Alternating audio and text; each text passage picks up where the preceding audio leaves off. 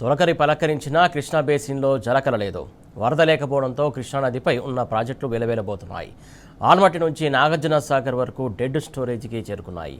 పశ్చిమ కనుమల్లో వర్షాలు లేకపోవడంతో ఇప్పట్లో వరద వచ్చే అవకాశం లేదంటున్నారు ఇరిగేషన్ అధికారులు.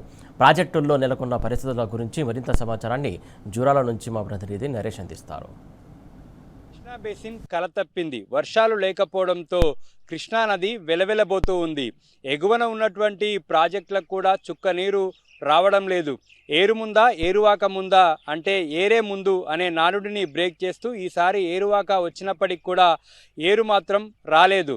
ప్రస్తుతం మనం జూరాల ప్రాజెక్టు వద్ద ఉన్నాము. మహబూబ్ నగర్ జిల్లాలో కృష్ణానది మీద ఉన్నటువంటి మొట్టమొదటి ప్రాజెక్టు జూరాల ప్రాజెక్టు. ఉమ్మడి పాలమూరు జిల్లా సాగునీటి అవసరాలను ఈ జూరాల ప్రాజెక్టు తీరుస్తుంది. ఈసారి వరద రాకపోవడంతో ఈ జూరాల ప్రాజెక్ట్ అంతా కూడా వెలవెలబోతోంది. గతేడాది ఇదే సమయానికి దాదాపుగా 30-40 గేట్లెత్తి దిగువనున్నటువంటి శ్రీశైలానికి నీటిని విడుదల చేశారు. కానీ ఈసారి మాత్రం మొత్తం రాళ్ళు తేలి కృష్ణమ్మ వెలవెలబోయి మనకు కనిపిస్తుంది. గత 10 ఏళ్లలో ఎన్నడూ కూడా ఇటువంటి పరిస్థితి లేదు. జూలై వచ్చినప్పటికీ కూడా ప్రాజెక్టు గేట్లెత్తకపోవడం, ప్రాజెక్టుకి ఇన్ఫ్లోలు లేకపోవడం అనేది గత 10 ఏళ్లలో ఇదే తొలిసారి అని చెప్పి ఇరిగేషన్ అధికారులు చెప్తూ ఉన్నారు. జూరాల ఎగువన ఉన్నటువంటి నారాయణపుర, ఆర్మట్టి ప్రాజెక్టులు కూడా నీళ్లు లేక వెలవెలబోతూ ఉన్నాయి. పశ్చిమ కనుమల్లో వర్షాలు లేకపోవడంతో ఈ పరిస్థితి నెలకొంది. గత నెల 4-5 రోజుల పాటు 4-5 వేల క్యూసెక్ల వరద నీరు మాత్రమే జూరాల ప్రాజెక్టు దిగువన కురిసినటువంటి వర్షాలతోటి ఆ ఇన్ఫ్లోలు నమోదయ్యాయి. గత 10 రోజుల నుంచి మాత్రం ఒక్క చుక్క నీరు కూడా రావడం లేదు. ఎగువన ఉన్నటువంటి ప్రాజెక్టుల వద్ద కూడా ఇదే పరిస్థితి నెలకొంది. గతేడాది మే 22వ తేదీ నాటికే జూరాల ప్రాజెక్టుకి వరద వచ్చింది. 29వ తేదీ నాటికి ప్రాజెక్టు పూర్తి స్థాయిలో నిండింది. ఇక జూన్ నెలలో దాదాపుగా 100 టీఎంసీల నీటిని దిగువన ఉన్నటువంటి శ్రీశైలం ప్రాజెక్టుకి జూరాల నుంచి విడుదల చేశారు. ఈసారి మాత్రం ఆ పరిస్థితి లేదు. కృష్ణానదిలో నీళ్లు లేకపోవడంతో ఒట్టిపోయి రాళ్ళు తేలి మనకు దర్శనమిస్తుంది. గత 10 ఏళ్ల కాలంలో ఇంత దారుణమైనటువంటి పరిస్థితులు ఎప్పుడూ చూడలేదని చెప్పి ఇటు రైతులు కావచ్చు, ఇటు ఇరిగేషన్ అధికారులు కూడా చెప్తూ ఉన్నారు.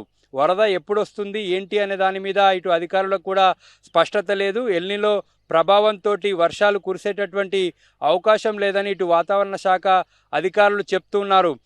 అదును దాటి నాటేస్తే రైతులకు ఇబ్బంది అవుతుందని చెప్పి కూడా అన్నదాతలు ఆందోళన చెందుతున్నారు. వరద ఎప్పుడు వస్తుంది ఏంటి, సాగుకు నీళ్లు విడుదల చేస్తారా చేయరా అనేటటువంటి దాని మీద మాత్రం ఎటువంటి స్పష్టత లేదు.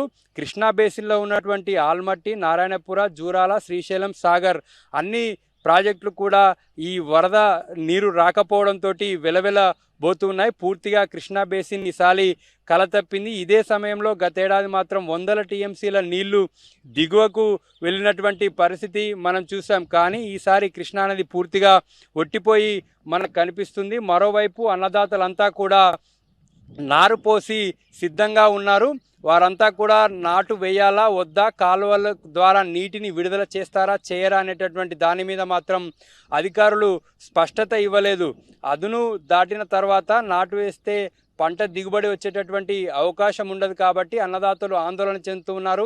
ఈ జూరాల ప్రాజెక్టు మీద దాదాపుగా 1,00,000 ఎకరాల వరకు ఆయకట్టు ఉంటుంది. అనేక రకాల ఎత్తిపోతల పథకాలు ఉన్నాయి. తాగునీటి అవసరాలకు కూడా ఇక్కడి నుంచే నీటిని వాడుకోవాల్సి ఉంటుంది. కానీ ప్రస్తుతం ప్రాజెక్టులో కేవలం 3 టీఎంసీల నీళ్లు మాత్రమే నిల్వ ఉన్నాయి. దాదాపుగా డెడ్ స్టోరేజ్కి కొంచెం ఎక్కువ మాత్రమే ప్రస్తుతానికి ప్రాజెక్టులో నీళ్లు ఉన్నాయి. ఎగువ నుంచి వరద వస్తే తప్ప కాలువలకు నీళ్లు విడుదల చేసేటటువంటి పరిస్థితి లేదు. ఒకవేళ వరద రాకపోతే తాగునీటి అవసరాలకు కూడా ఇబ్బంది అవుతుందేమైనటువంటి ఆందోళన ఇటు అధికారుల్లో కనిపిస్తూ ఉంది. అందుకే ఈ పంటకు సాగునీటిని విడుదల చేసేటటువంటి అంశంలో మాత్రం ఇప్పటివరకు అధికారులు ఎటువంటి నిర్ణయం తీసుకోలేదు. కృష్ణానదికి వరద వస్తుందా రాదా అనేటటువంటి ఆందోళన మాత్రం అన్నదాతల్లో మనకు కనిపిస్తుంది. వీడియో శంకర్తో నరేష్, టీ న్యూస్, జూరాల నుంచి.